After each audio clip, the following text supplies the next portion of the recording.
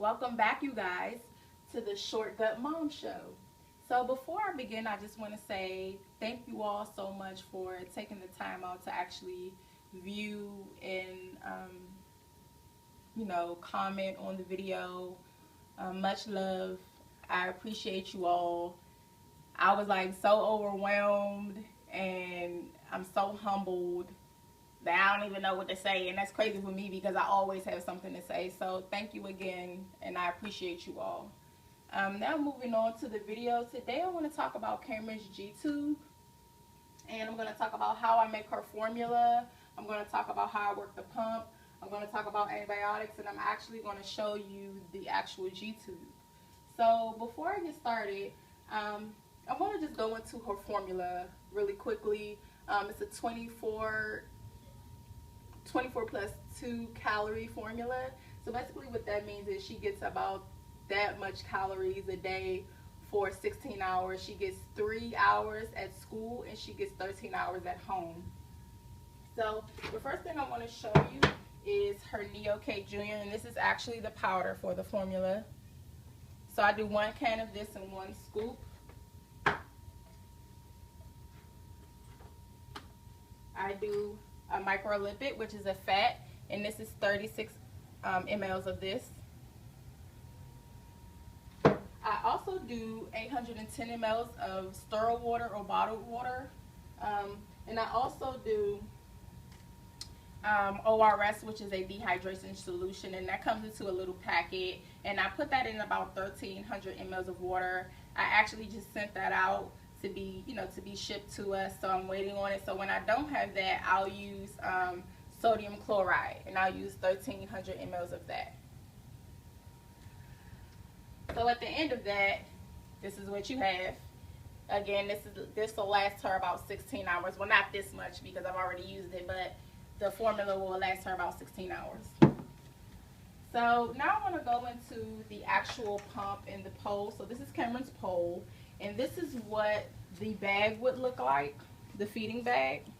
So, and this runs at about 150 mLs. So 3 hours would be 500 mLs for Cameron.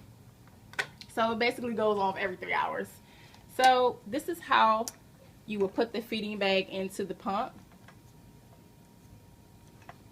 Lock it in, close it, start it up. Power on, prime, and run pause. So the prime button is what actually pushes all of the formula down through the tube, and this is what it looks like. And the run pause button would be like if I needed to start it over, or if it was clogged, because these do tend to get clogged with formula sometimes. And that's how that would work. And it also has a charger, and you can take it off, and this is how I would take it off to put it in Cameron's book bag for school.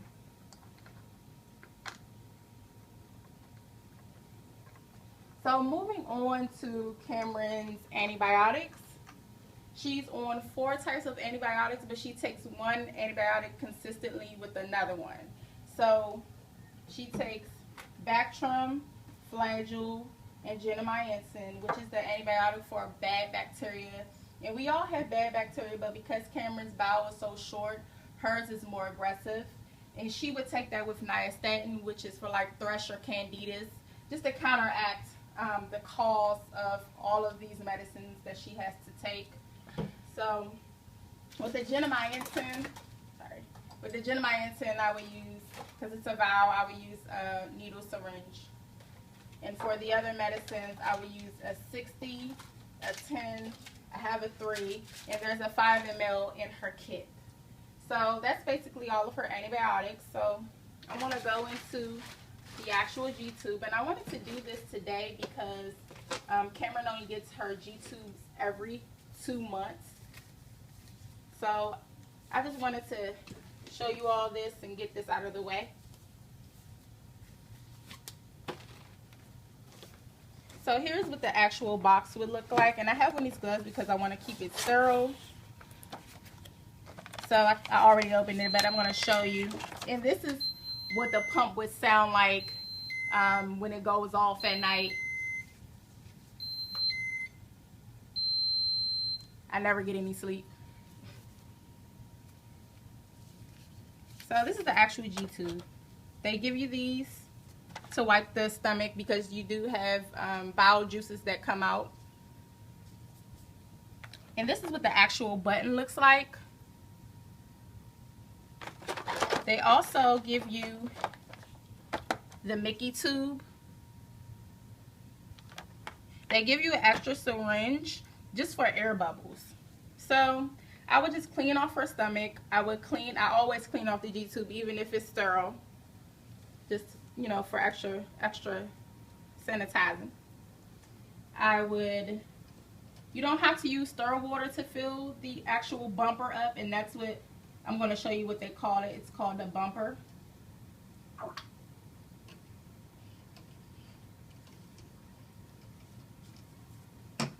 You would take about 5 mLs, insert it into your G-tube, and this is what they call the bumper because this actually will keep it from slipping out of the stomach. And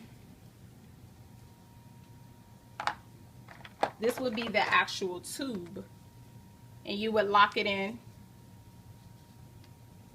You just lock around like it says lock. So if I wanted to like give her medicines or put her on her pump for the night, this is what it would actually look like when it comes out.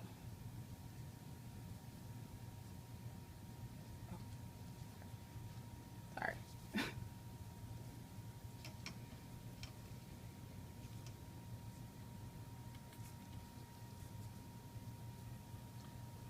So that's what it would actually look like. So I am going to put this in her tonight, so I'm going to just set that back down like that. And I think I've covered everything. So this video I had to kind of hurry up. Don't want to make the videos too long.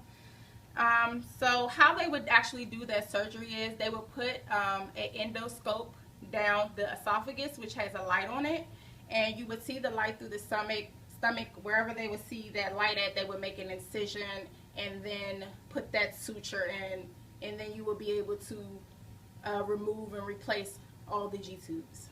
So that's basically how Cameron receives her formula. That's how she eats. She can eat by mouth, but we are encouraging her, but it's hard for them when they first come out because they don't normally eat by mouth. So that's it, and thank you guys for watching.